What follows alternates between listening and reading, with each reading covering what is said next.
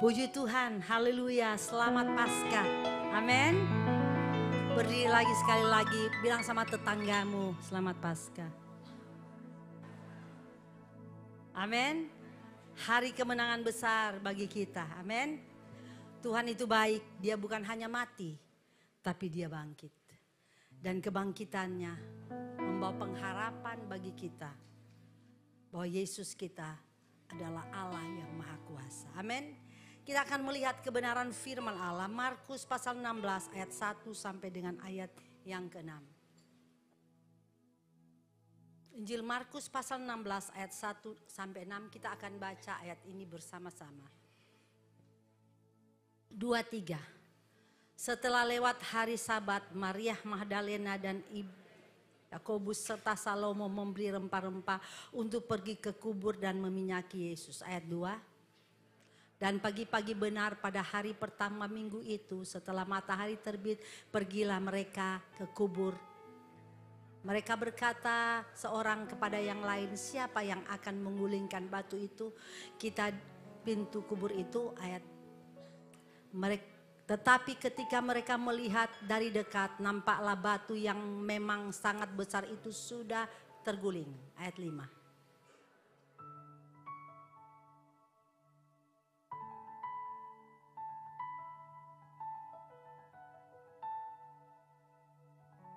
Ayat 6, tetapi orang muda itu berkata kepada mereka, jangan takut, kamu cari Yesus orang Nazaret yang disalibkan itu. Ia telah bangkit dan ia tidak lagi di sini. Lihat, inilah tempat ia berbaring. Peristiwa kebangkitan adalah peristiwa yang luar biasa. Saudara tahu, kebangkitan ini adalah sentral iman kekristenan. Membuktikan bahwa kita punya Allah berkuasa. Membuktikan bahwa Allah kita adalah Allah yang maha kuasa, yang telah mengalahkan maut. Di mana maut tidak berkuasa atas hidupnya. Maut tidak dapat kalahkan Yesus. Ia memberi pengharapan bagi manusia dan jaminan bagi kita, di mana dosa kita telah dibayar lunas. Jadi saudara tahu bahwa kebangkitan Yesus memberi satu pengharapan dan jaminan bahwa dosa kita telah dibayar lunas. Di dalam Tuhan, pengharapan yang ada di dalam Tuhan, bahwa di balik kematian ada kehidupan. Sebab itu kalau saudara melihat sampai hari ini, banyak orang yang berkata Yesus tidak bangkit. Dan ini yang menjadi perdebatan di mana-mana. Tetapi sesuai dengan firman Allah, sesuai dengan kitab suci.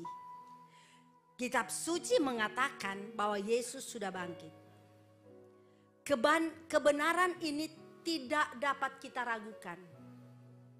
Karena yang mengatakan bahwa dia bangkit adalah firman Allah, kitab suci. Saudara, kita melihat bahwa pada waktu mereka datang melihat kubur itu sudah kosong. Batu yang menutupi kubur itu sudah terguling. Dan firman Allah katakan bahwa Yesus sudah bangkit.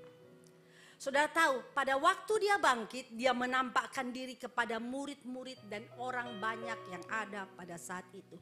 Kalau kita melihat 1 Korintus pasal 15, ayat 3 sampai dengan ayat 6.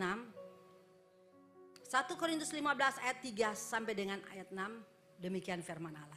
Sebab yang penting telah kusampaikan kepadamu, yaitu apa yang telah kuterima sendiri, ialah Yesus Kristus telah mati karena dosa-dosa kita sesuai dengan kitab suci. Perhatikan ayat 4. Bahwa ia telah dikuburkan dan bahwa ia telah bangkit, telah dibangkitkan pada hari ketiga sesuai dengan kitab suci.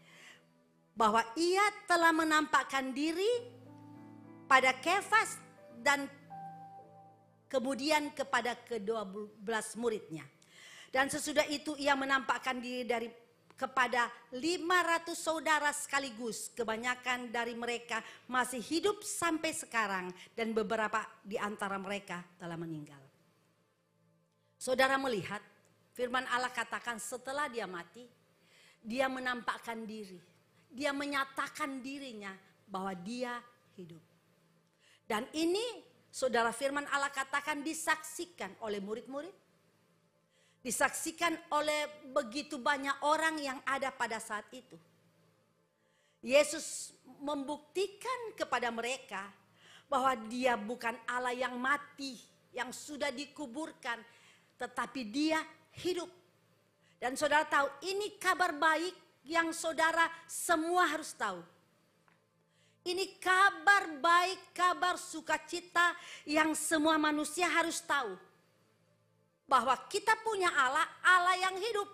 Lukas pasal 24 ayat 6 berkata, ia tidak ada di sini, ia telah bangkit. Ingat apa yang dikatakan kepadamu ketika ia masih di Galilea. Ayat 7, bahwa anak manusia harus diserahkan di tangan orang-orang berdosa dan disalibkan dan akan bangkit pada hari yang ketiga. Yesus mengatakan kepada murid-murid sebelum dia disalibkan, dia katakan bahwa anak manusia akan diserahkan dan dia akan mati dan pada hari yang ketiga dia akan bangkit. Saudara, ini membuktikan bahwa Allah kita adalah Allah yang maha kuasa. Kebangkitan dia membuktikan saudara gereja ada. Gereja ada karena kebangkitan. Kebangkitan tidak mungkin saudara gereja tidak akan ada kalau tidak ada kebangkitan. Saudara dan saya ada di tempat ini karena Yesus sudah bangkit. Hari Jumat kemarin kita merayakan kematian Tuhan. Dan hari ini kita merayakan kebangkitan, hari kemenangan besar dari Tuhan. Kalau saudara melihat 1 Korintus 5 ayat 14. 1 Korintus 5 ayat 14. Tetapi andai kata Kristus tidak dibangkitkan, maka sia-sialah pemberitaan kami dan sia-sia juga kepercayaan kami. Apa yang firman Allah katakan, tetapi andai kata Kristus tidak dibangkitkan, maka sia-sia pemberitaan kami dan sia-sia juga kepercayaan kami. Karena Yesus bangkit, maka kepercayaan kita kepada dia tidak sia-sia. Ayat 17 berkata, jika Kristus tidak dibangkitkan, maka sia-sialah kepercayaan kami dan kamu hidup di dalam dosa. Saudara, 1 Korintus 15 ayat 17. 1 Korintus 14 5 ayat 17. 1 Korintus 5 ayat 17. Tolong ditampilkan. 1 Korintus 5 ayat 17. Ayat yang ke-17. Jika Kristus tidak dibangkitkan, maka sia-sialah kepercayaan kamu dan kamu hidup di dalam dosa. Jadi saudara perhatikan apa yang Yesus katakan. Jika Kristus tidak dibangkitkan, maka sia-sia kepercayaan kita dan kamu hidup dalam dosa. Dikatakan kamu hidup dalam dosa. Kebangkitan Yesus saudara membuktikan di mana dosa telah lunas dibayar. Ini bukti. Jadi saudara, Yesus bangkit itu membuktikan bahwa dosa kita sudah lunas dibayar.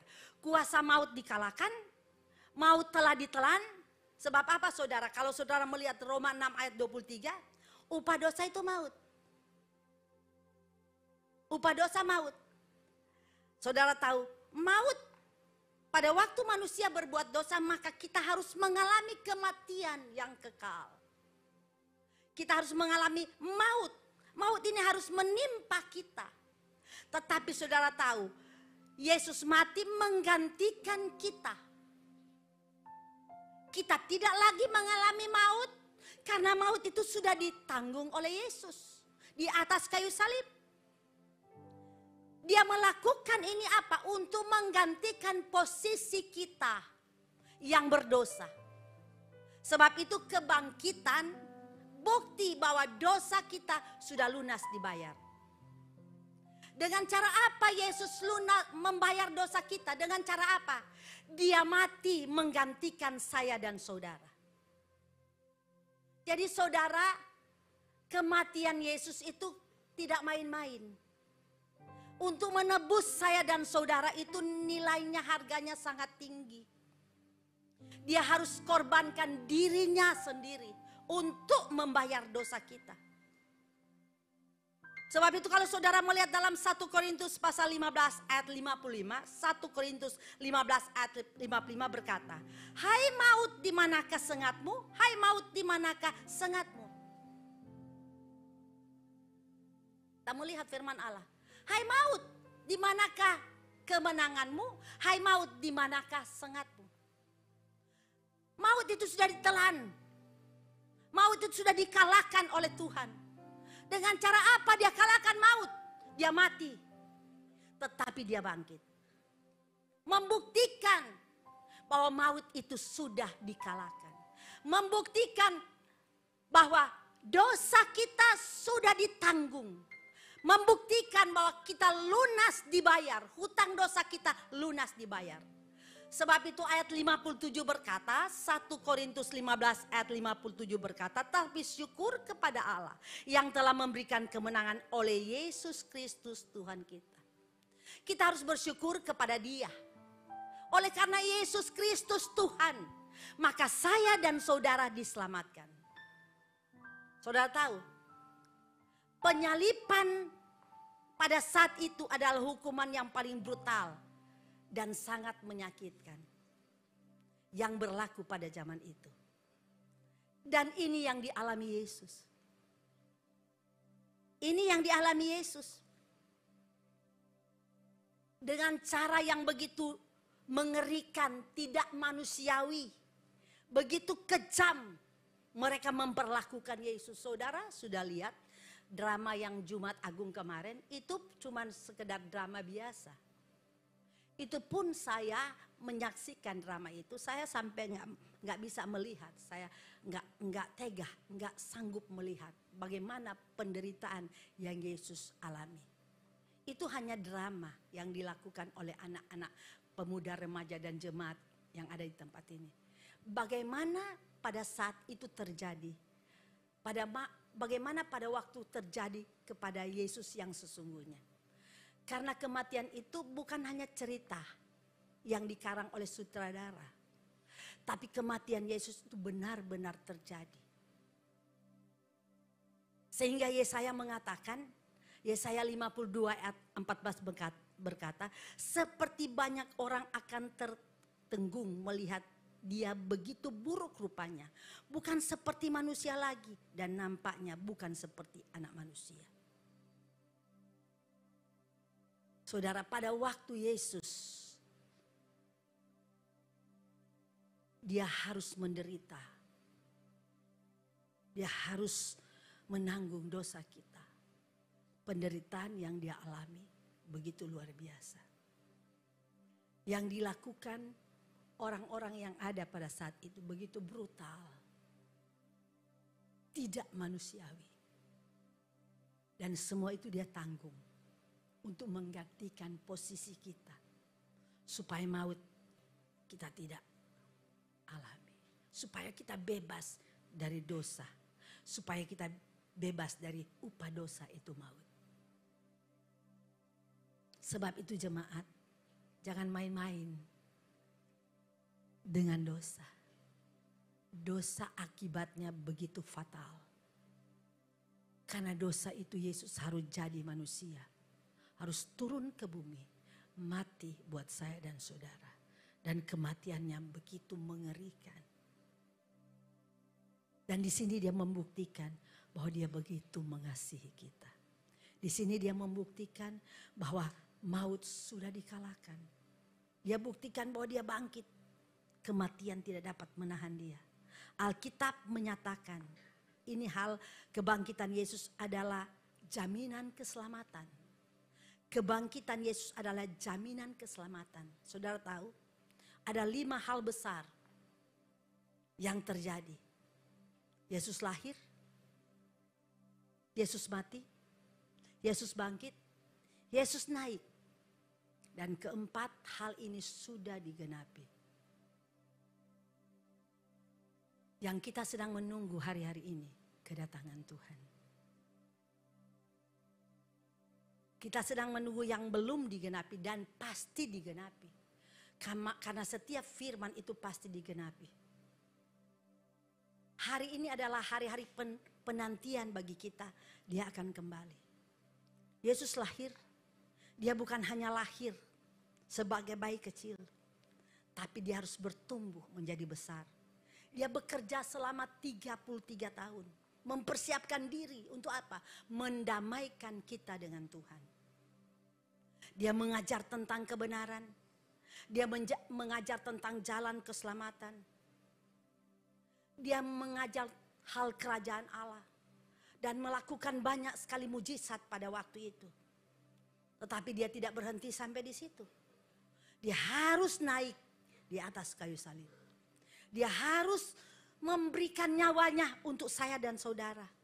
Tujuannya apa? Membayar dosa kita. Menggantikan posisi kita.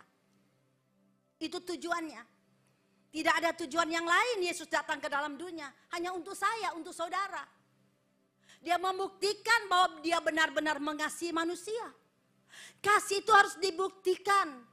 Dan Allah yang kita sembah adalah Allah yang luar biasa. Bukan hanya Allah yang hanya sekadar ngomong dengan firman.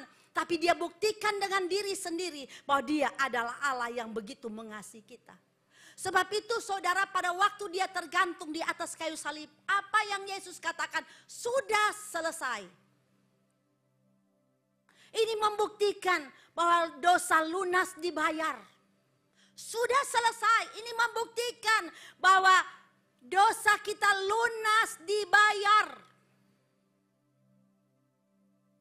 Dan pada waktu itu saudara yang percaya kepada dia, firman Allah katakan kita dikuduskan, disucikan, kita menjadi baru, menjadi ciptaan baru. Kebangkitan Kristus memberikan pengharapan kepada kita bahwa di balik kematian ada kehidupan. Saudara tahu, kematian itu bukan akhir dari segalanya. Tapi transisi menuju kehidupan yang kekal. Jadi sebab itu saudara, memang semua harus mati.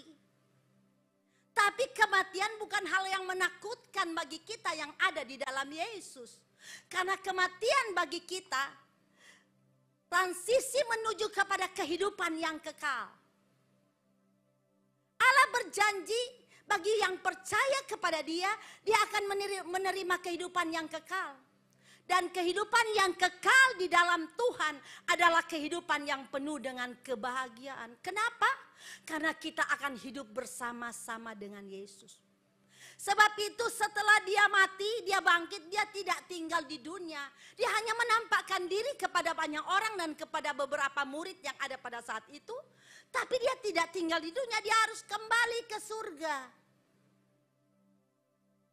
Dia harus bangkit. Dan dia harus naik ke surga. Dia harus kembali ke surga. Karena dia ke dunia hanya sebagai misi keselamatan. Menyelamatkan saya dan saudara.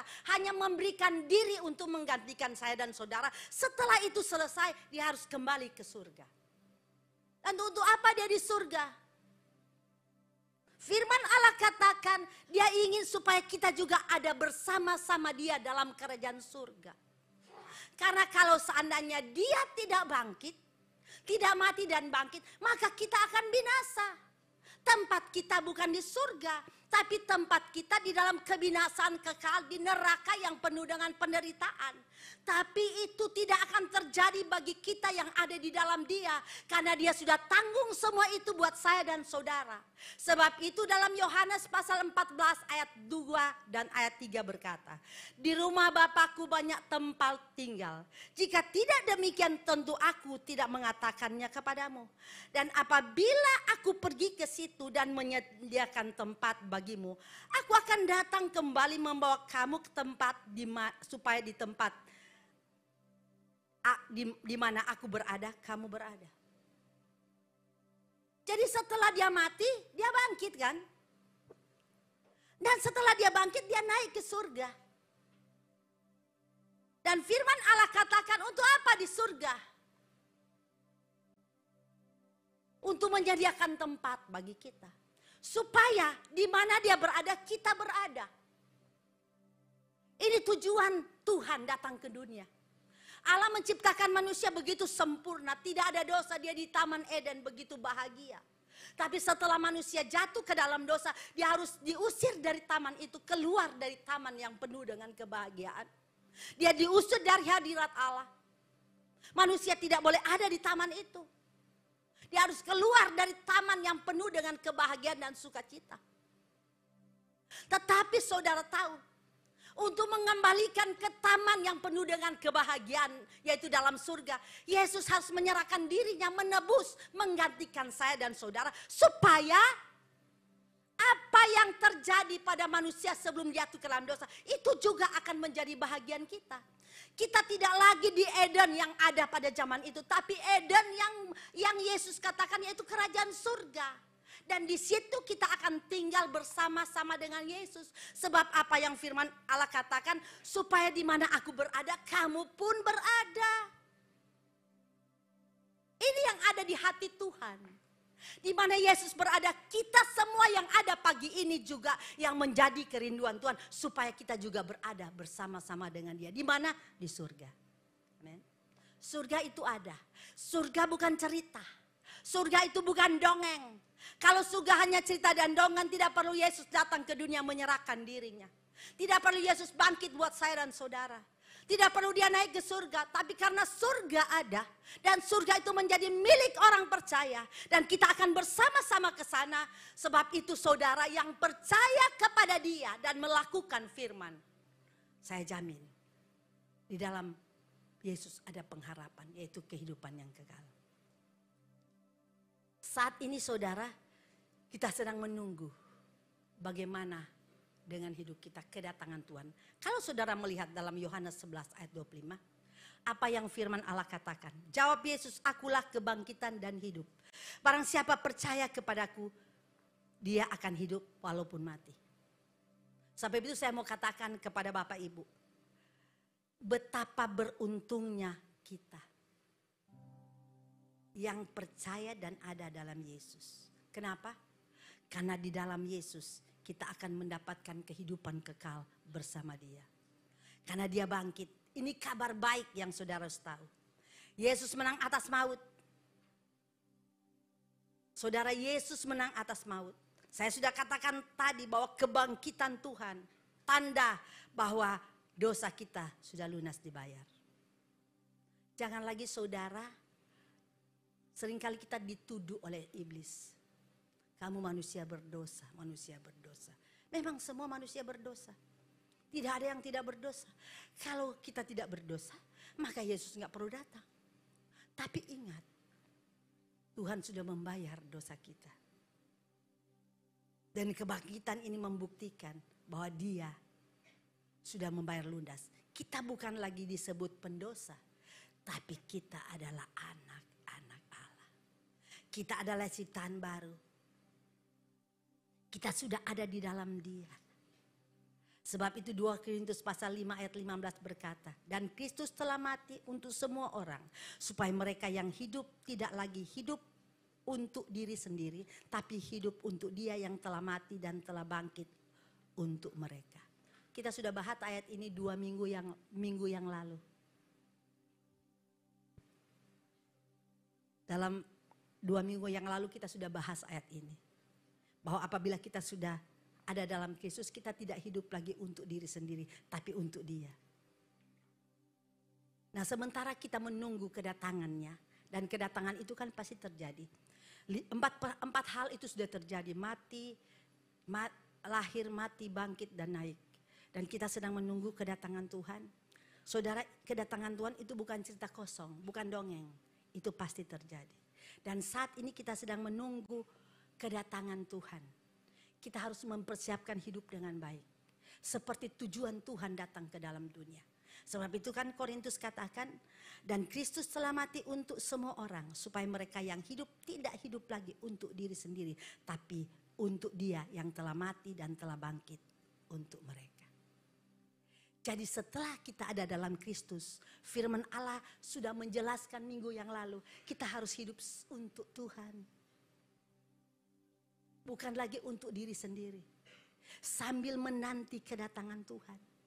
Karena mempelai Kristus itu akan datang secara tiba-tiba. Tuhan datang itu gak pernah ngomong. Tapi dia sudah jelaskan di dalam firman Allah tanda-tanda dia akan datang.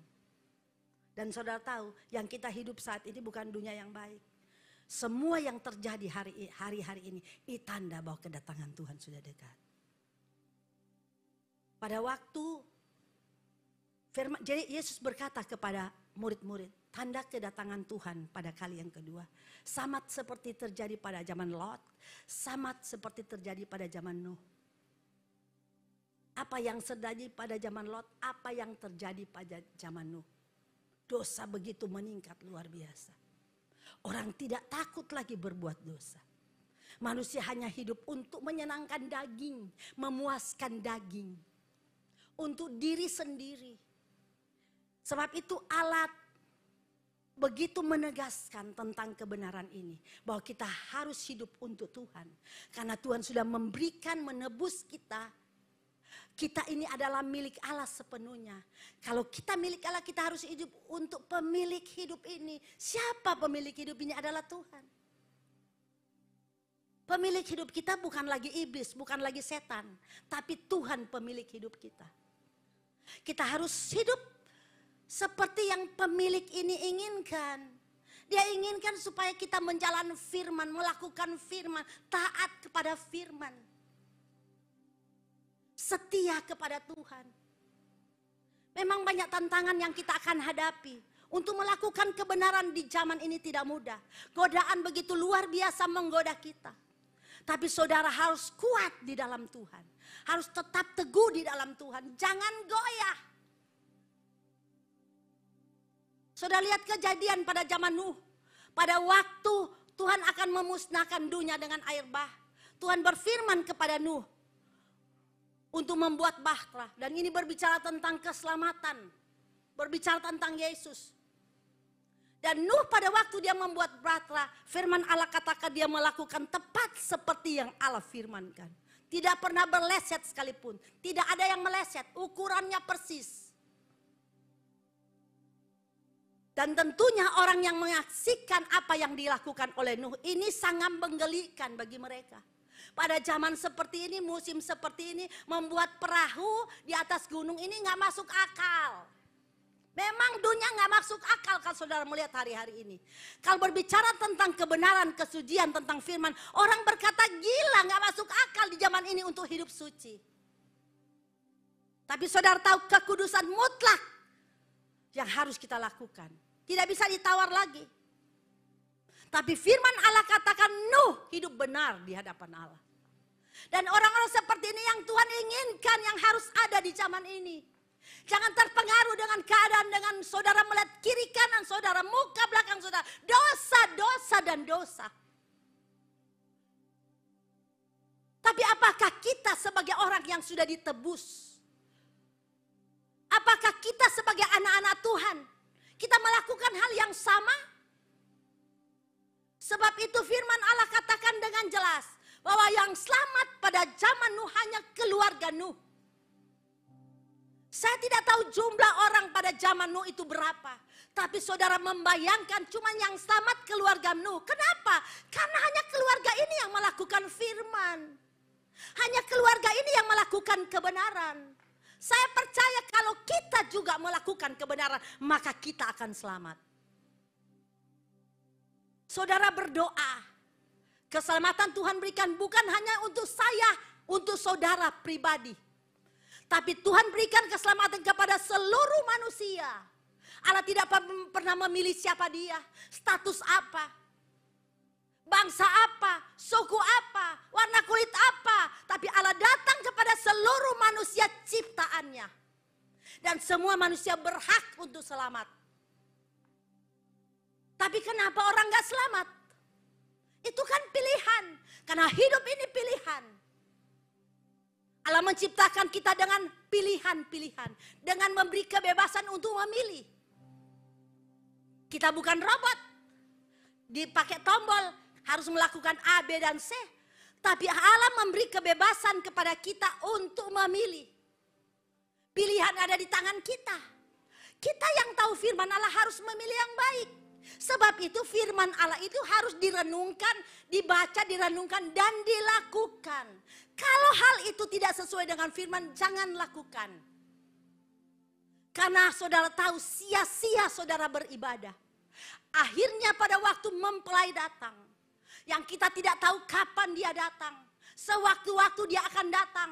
Kalau kita persiapkan hidup seperti Nuh dan keluarganya mempersiapkan hidup. Pada waktu air bah datang, air bah itu datang. Saudara tahu apa yang terjadi? Keluarga ini selamat. Karena firman Allah katakan bahtera itu pintunya di atas. Sebagai manusia, kenapa Allah harus bikin pintu bahtera itu di atas? Bukan di samping bawah. Supaya kalau ada orang yang minta tolong, Nuh bantu saya tolong. Nuh dengan sebagai manusia tentu belas kasihan Nuh akan buka dan mengizinkan orang itu masuk. Saudara, keselamatan itu gak main-main. Saat-saat yang saudara hidup saat ini adalah zaman kemurahan. Tapi satu kali kemurahan itu akan ditutup. Kalau kemurahan itu ditutup saudara, walaupun saudara teriak menangis, Tuhan, Tuhan tolong saya. Tidak ada kesempatan bagi saudara untuk. Tidak ada lagi kesempatan bagi kita. Saat ini adalah kesempatan bagi kita untuk melakukan firman. Jangan saudara kalau firman itu berfirman untuk kita, gak usah berbantah dengan firman.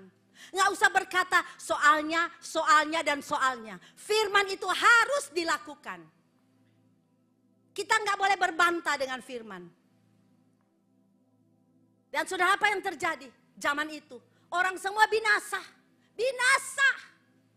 Begitu juga pada zaman Lot. Saudara melihat pada waktu dosa di kota Lot, di kota Sodom. Saudara, dosa yang ada di kota Sodom luar biasa, saudara. Sampai pada waktu malaikat datang memberitahukan kepada Lot bahwa kota ini akan dibakar oleh Tuhan.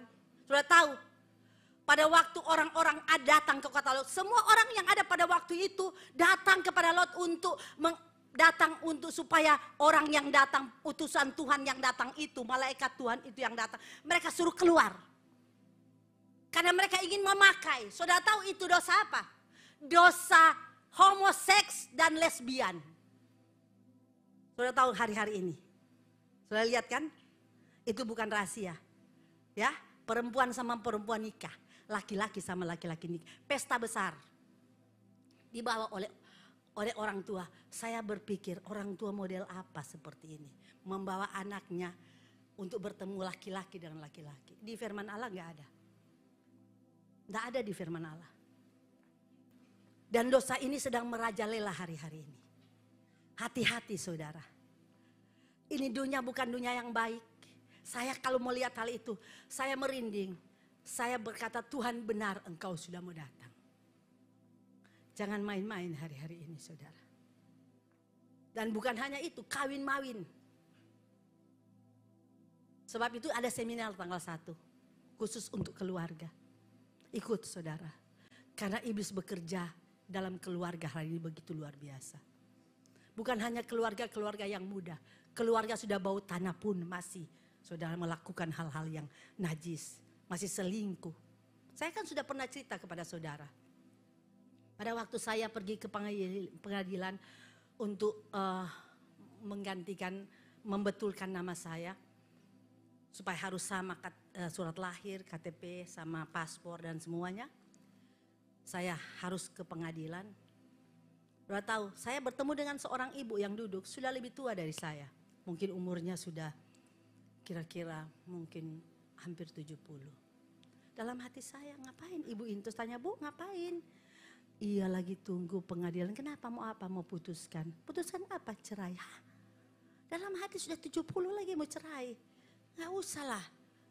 Betul kan? Sudah bau tanah. Ntar lagi juga game. Terus dia cerita kalau saya sih gak mau, katanya dia bilang sama saya gak mau. Tapi suami saya, karena dia sudah punya simpanan baru. Saudara melihat ini, saya waktu mendengar itu, ya ibu gak usah cerai lah.